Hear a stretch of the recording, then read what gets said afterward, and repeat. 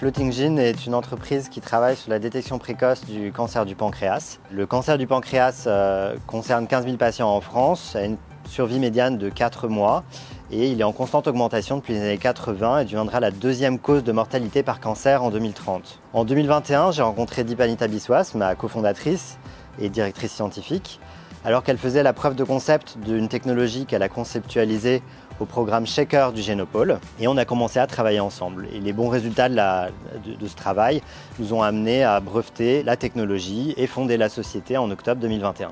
J'ai un PhD en biologie moléculaire, donc j'ai fait 5 ans de postdoctorat en France. Je suis allée dans le concours de Shaker, j'ai gagné le concours et donc j'ai eu un petit paillage pour faire la preuve de concept. Pour aller en détail de la technologie, imaginez, cellule de notre corps, elle meurt tous les jours et cette cellule, il libère l'ADN qui circule dans le sang.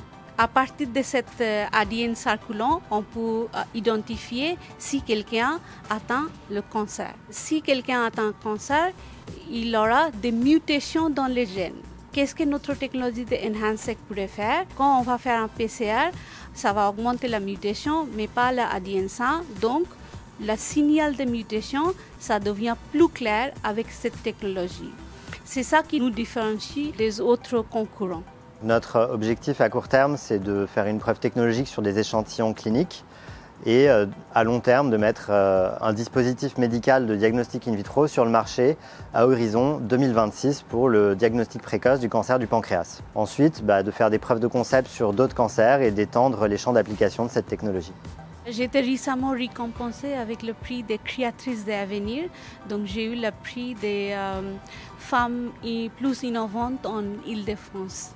On a la chance d'avoir fait 2 partenariats avec des hôpitaux, les Hospices civils de Lyon et le Centre Georges-François Leclerc à Dijon.